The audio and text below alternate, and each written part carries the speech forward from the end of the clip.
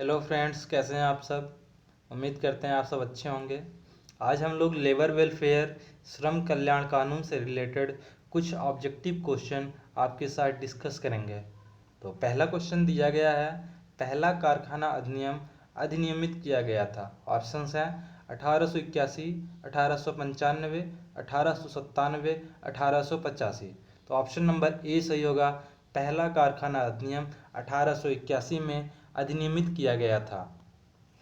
Question number 2 दिया गया है, कारखाना अधिनियम 1948 के अनुसार वयस्क है। ऑप्शंस हैं जिसने 18 वर्ष की आयु पूरी कर ली हो, जो 18 वर्ष से कम हो, जो 14 वर्ष से अधिक हो, जो 15 वर्ष से अधिक हो। तो ऑप्शन नंबर ए सही होगा। कारखाना अधिनियम 1948 के अनुसार जिसने 18 वर्ष की आयु पूरी कर ली है वो वयस्क होगा। अगला क्वेश्चन दिया गया है, क्वेश्चन नंबर 3, कारखाना अधिनियम 1948 के तहत कारखानों के मामले पर अंतिम नियंत्रण रखने वाले व्यक्ति को कहा जाता है। ऑप्शंस दिए गए हैं, व्यवसायी, प्रबंधक, अध्यक्ष, प्रबंध निदेशक। तो ऑप्शन नंबर ए सही होगा। कारखाना अधिनियम 1948 के तहत कारखाने के मामलों पर अंतिम नियंत्रण रखने वाले व्यक्ति को व्यवसायी कहा जाता है। अगला क्वेश्चन देखेंगे, क्वेश्चन नंबर 4। क्वेश्चन नंबर 4 दिया गया है, कारखाना अधिनियम 1948 के अर्थ में उसके परिसर सहित एक कारखाना है जिसमें शक्ति की सहायता के बिना निर्माण प्रक्रिया की जा रही है और जहां कम से कम कितने श्रमिक होने चाहिए। तो आपको पता होगा कि किसी भी कारखाना अधिनियम 1948 में ये परिभाषा में ही दिया गया है कि जहाँ पे बिजली के बिना, शक्ति के बिना कार्य होगा वहाँ कम से कम श्रमिकों की संख्या 20 या उससे अधिक होनी चाहिए। तो ऑप्शन नंबर बी सही होगा, 20 या अधिक कार्यकर्ता। अगला क्वेश्चन नंबर 5 दिया गया है, कारखाना अधिनियम 1948 की कौन सी अनुसूची बेरिलियम विषाक्तता, एंथ्रेक्स और आर्सेनिक विषाक्तता या इसके परिणाम आदि को अधिसूचित रोगों के रूप में निर्दिष्ट करती है। ऑप्शंस दिए गए हैं, पहली अनुसूची, दूसरी अनुसूची, तीसरी अनुसूची और पांचवी अनुसूची। जिसमें ऑप्शन नंबर सी सही होगा, तीसरी अनुसूची। पांचवे में ऑप्शन नंबर सी सही होगा, तीसरी अनुसूची। अगला क्वेश्चन दिया गया है, कारखाना अधिनियम 1948 के लागू होने के बाद कारखाने में कार्यरत श्रमिक के लिए स्थान होना चाहिए। तो कारखाना अधिनियम 1948 के लागू होने के बाद किसी भी कारखाने में प्रत्येक श्रमिक के लिए 14.2 घन मीटर का स्थान होना अनिवार्य है। अगला क्वेश्चन दिया गया है, गर्मी के मौसम में ठंडे पानी की व्यवस्था संगठन द्वारा की जानी चाहिए यदि वहाँ कम से कम 250 या उससे अधिक कर्मचारी हैं। तो ऑप्शन नंबर बी सही होगा इसमें, कि किसी भी संस्थान में अगर कम से कम 250 सदस्य, 250 श्रमिक हैं तो वहाँ पे पीने के लिए ठंडे पानी की व्यवस्था की जानी चाहिए। अगला क्वेश्चन देखेंगे, क्वेश्चन नंबर 8 दिया गया है, कारखाना अधिनियम 1948 के तहत किशोर कौन है। ऑप्शंस देखेंगे, जिसने 17 वर्ष की आयु पूरी कर ली है, जो 18 वर्ष से कम है, जिसने 15 साल पूरे कर लिए हो लेकिन 18 साल से कम हो, इनमें से कोई नहीं। तो क्वेश्चन नंबर 8 में ऑप्शन नंबर सी सही होगा। कारखाना अधिनियम के तहत किशोर वह कहलाएगा जिसने 15 वर्ष की आयु पूरी कर ली हो पर 18 वर्ष की आयु अभी पूरी ना की हो। तो ऑप्शन नंबर सी सही होगा। अगला क्वेश्चन देखेंगे, निम्नलिखित में से कौन सा कारखाना अधिनियम 1948 के तहत कल्याण प्रावधान नहीं है। ऑप्शंस दिए गए हैं, कैंटीन, क्रेच, मादक पेय, पीने का पानी। तो क्वेश्चन नंबर 9 में ऑप्शन नंबर सी सही होगा, मादक पेय। मादक पेय 1900 कारखाना अधिनियम 1948 के तहत कल्याण प्रावधान का हिस्सा नहीं है। अगले क्वेश्चन को देखेंगे, क्वेश्चन नंबर 10 दिया गया है, प्राथमिक चिकित्सा बॉक्स व्यक्तियों के लिए प्रदान किया जाता है। तो प्राथमिक चिकित्सा बॉक्स कितने व्यक्तियों के लिए प्रदान किया जाता है। ऑप्शंस दिए गए हैं, 125, 135, 150, 160। तो इसमें ऑप्शन नंबर सी सही होगा, प्राथमिक चिकित्सा बॉक्स 150 व्यक्तियों के लिए प्रदान किया जाना है। अगले क्वेश्चन को देखेंगे, अगला क्वेश्चन दिया गया है, निम्नलिखित में से कौन सा कारखाना अधिनियम 1948 के तहत वैधानिक कल्याण की सुविधा नहीं है? फिर से ऑप्शंस को देखेंगे। क्रेच, कैंटीन, परिवहन, प्राथमिक चिकित्सीय बक्से।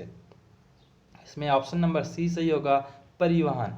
कारखाना अधिनियम 1948 के तहत परिवहन वैधानिक कल्याण सुविधा नहीं है। अगले क्वेश्चन की तरफ चलेंगे। अगला क्वेश्चन दिया गया है, स्थल मूल्यांकन समितियों का गठन किसके अधीन है? ऑप्शंस हैं कारखाना अधिनियम 1948, अगला है अनुबंधन श्रम अधिनियम 1970, अगला है मातृत्व लाभ अधिनियम 1965, अगला ऑप्शन दिया गया है कर्मचारी राज्य बीमा अधिनियम 1948। तो इसमें ऑप्शन नंबर ए सही होगा, कारखाना अधिनियम 1948। स्थल मूल्यांकन समितियों का गठन कारखाना अधिनियम 1948 के तहत किया जाता है। अगले क्वेश्चन को देखेंगे। अगला क्वेश्चन दिया गया है, कार्यस्थल पर महिलाओं के साथ यौन उत्पीड़न संबंधी अधिनियम के अनुसार निम्नलिखित में से किस कार्य को यौन उत्पीड़न नहीं कहा जा सकता?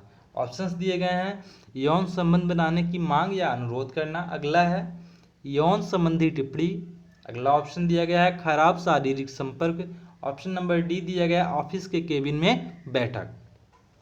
तो इन सब चारों ऑप्शंस में हम ऑफिस में बैठक, अगर किसी भी महिला श्रमिक के साथ ऑफिस में कोई बैठक की जा रही है तो हम उसको यौन उत्पीड़न नहीं कह सकते हैं।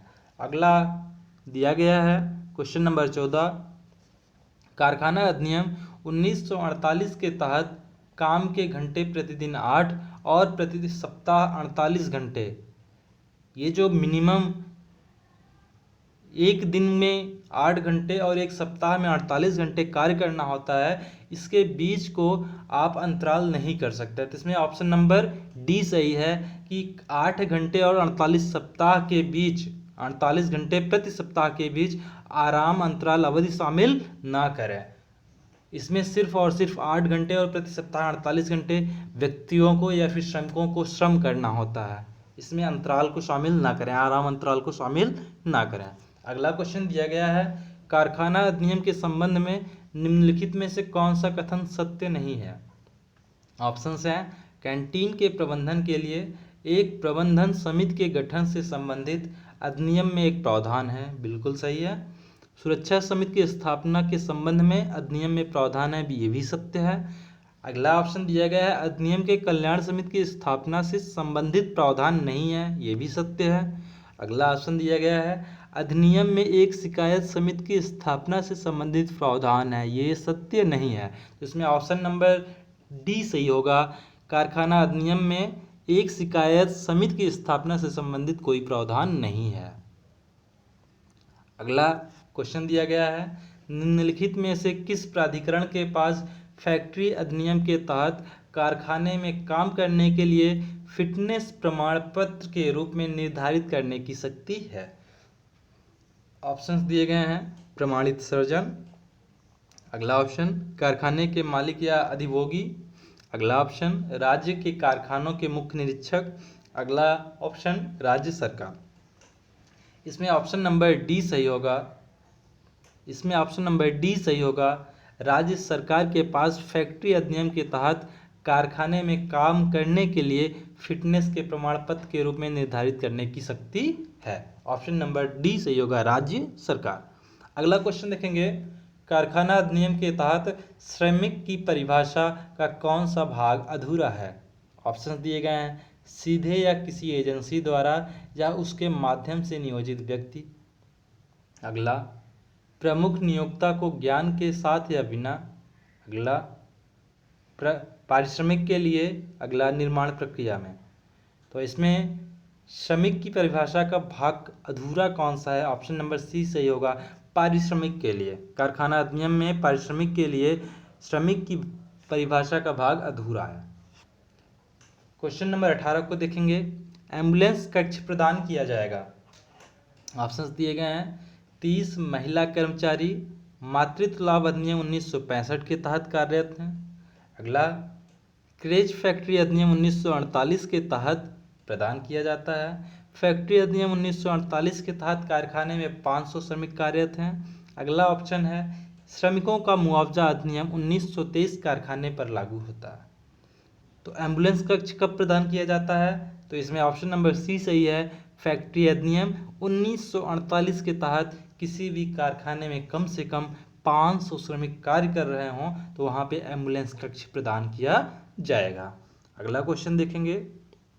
क्वेश्चन नंबर 19 दिया गया है, कारखानों में सामान्य मजदूरी के साथ एक दिन में काम के अधिकतम घंटे हैं।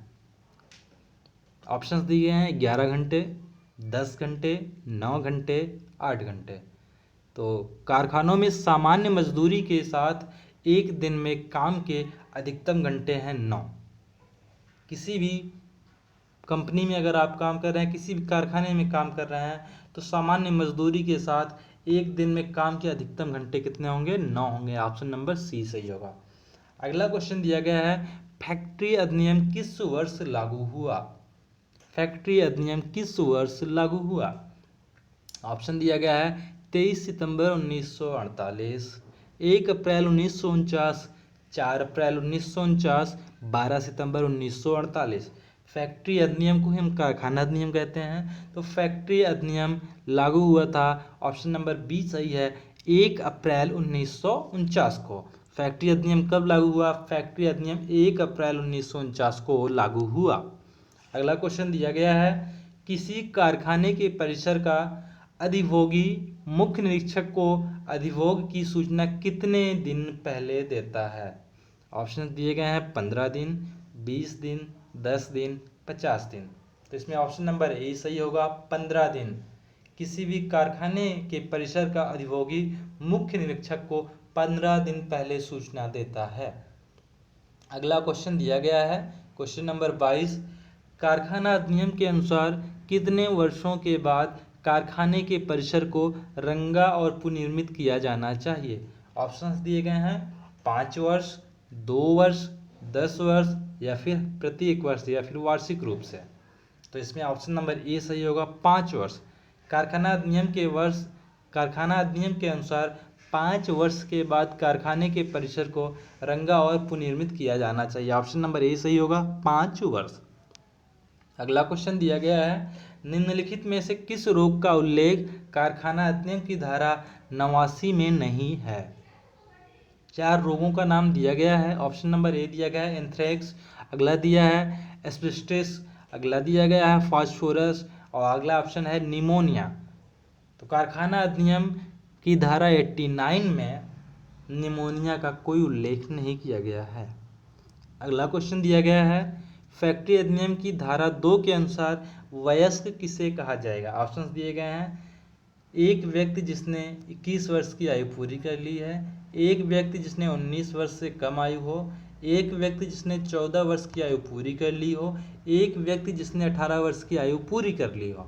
तो इसमें ऑप्शन नंबर डी सही होगा, ऑप्शन नंबर डी सही होगा। फैक्ट्री अधिनियम की धारा 2 के अनुसार एक व्यक्ति जिसने 18 वर्ष की आयु पूरी कर ली हो वो वयस्क कहलाएगा। अगला क्वेश्चन देखेंगे। अगला क्वेश्चन दिया गया है, अधिनियम के तहत किस अधिनियम के तहत धारा 2G को परिभाषित करती है? ऑप्शंस दिए गए हैं, फैक्ट्री निर्माण प्रक्रिया, कार्यकर्ता, कब्जाधारी। तो धारा 2G निर्माण प्रक्रिया को परिभाषित करती है। ऑप्शन नंबर बी सही होगा। कारखाना अधिनियम की धारा जो 2G है वो किसको परिभाषित करती है? निर्माण प्रक्रिया को। वहाँ पे कोई भी निर्माण प्रक्रिया, कोई भी चीज़, कोई भी वस्तु बन रही है, किसी भी चीज़ का वहाँ पे निर्माण हो रहा है तो वह किसके अंतर्गत आएगा? धारा 2G के अनुसार आएगा। आप सभी लोगों का हमारे साथ बने रहने के लिए बहुत बहुत धन्यवाद। और हम कोशिश करेंगे कि पर डे आपको 35 से 40 या फिर 50 क्वेश्चन, कल से कुछ क्वेश्चन को हम बढ़ाने की कोशिश करेंगे और सोचेंगे कि कम से कम 50 क्वेश्चन आप लोगों के साथ डिस्कस किया जाए। धन्यवाद धन्यवाद धन्यवाद।